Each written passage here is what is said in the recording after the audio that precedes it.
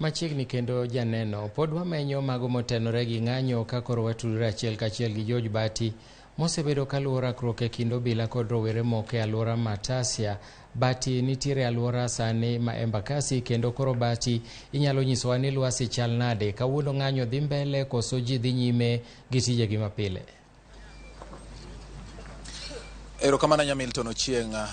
Motelo ne wachako kod alwora ma iluongo ni Huruma Grounds kata mabende nong'ere ka Vision Grounds, mane wayudo ka rangach ni olor, kata obedo ni kweth mar Azimio nyolando ni winjo bed ni johera magiromo kanyo, to en kama ne olor kendo ne onge gimoro amora ma dhi e nyime, kendo joma ne nitie kanyo ma otelo ne alabno wacho ni ok giyudo kwayo moro amora kata pok giyudo kwayo moro amora manyiso ni ne owinjo bed ni itimo romo bed ni mar siasa kata moro amora mar ng'anyo ma dhi nyime e pacho ka gi e thuolo ni. Gie sani bang' mano nwadhi kendo wawinjo yamo ni nitiere kaka rowere moko ne oketo bila kod ng'we paka kod oyieyo e alwora ma Riverbank mayudore machiegni kod kar dak Matasia e buore Nairobi. Kendo kanyo wachopo kanyo to wayudo ka obila ne obedo kanyangecha kendo ging'iyo ni onge kweth moro amora mar rowere mane temo chokore mondo mi ochoch arita kata oketh mwandu moro amora e alwora ma Riverbank mayudore machiegni kod kar dak Matasia e kar chung'o bura ma Embakasi East buore Nairobi. Kinyalo ng'iyo kanyo, mago gin tipo mag obila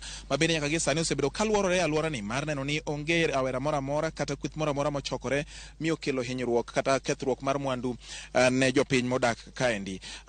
Milton,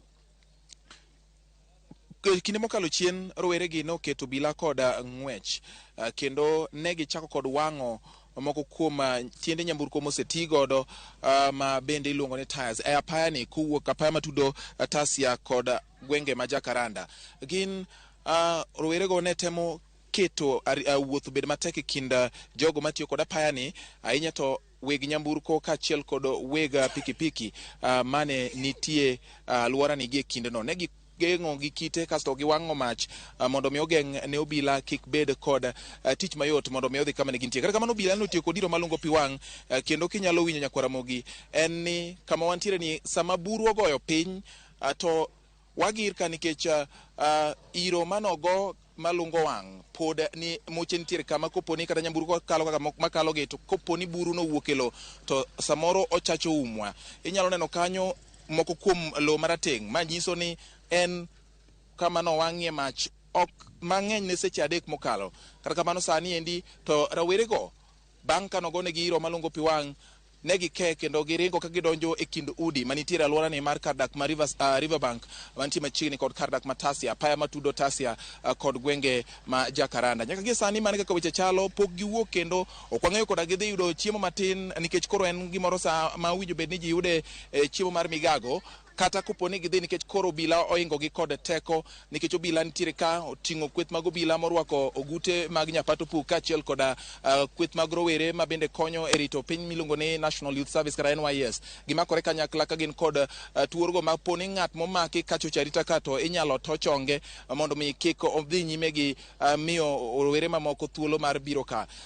Nyaka gie sani weche dhi makare, apaya ni koro ler, jo pikipiki kalo, weg nyamburko kalo, jotielo bende kalo, nyiso ni onge gima dhi nyime gie sani. Kata kamano ma opogore kod chieng' manyoro kata nyocha ma gwenge makoni nyo bedo ka ng'wech nitie maka kod kacha kaluwore kod OCS ma bende orito alwora mar gwengegi. Koro nyaka gie sani mano e kaka weche chalo, Milton. Kendo nyamburko kinyalo neno Nyakwaramogi, nyamburko kalo gibed mago mag ohala kaachiel kod mag ji giwegi. Ranyisi makende ni apaya ni koro en kama kwe nitie.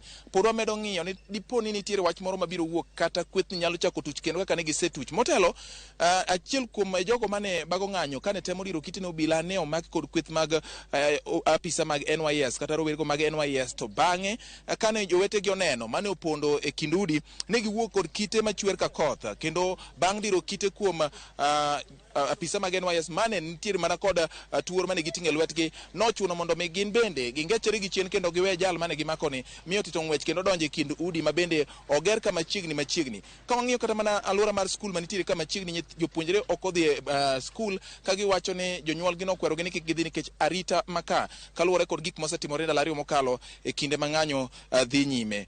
Milton, mane kaka weche chalo gie sani, kendo gin mana moko kuom wasefwambo nyaka ne piny ru kane wachopo kane waluro e alwora mag gwenge mag Embakasi East kaachiel kod Embakasi South mar ng'eyo ni to chal mar weche mag ng'anyo mane oluong kod Azimio la Umoja One Kenya ne dhi bedo nade ka odiechieng' mar adek, ma bende jo Azimio ne wacho ni en final mar odiechienge adek mag ng'anyo manchon ochakore chieng' tich adek, tich ang'wen kod kawuono chieng' tich abich. Milton. Erokamano ahinya George Bati kuom ripot majaber mowuok Embakasi kaachiel gi alwora ma Huruma. Erokamano ahinya, koro waseng'e chal kendo jogo manyalo wuotho, manyalo tiyo, nyalo dhi mbele. Erokamano ahinya George Bati, wachak watudre bang'e. Ka wadhi nyime, obila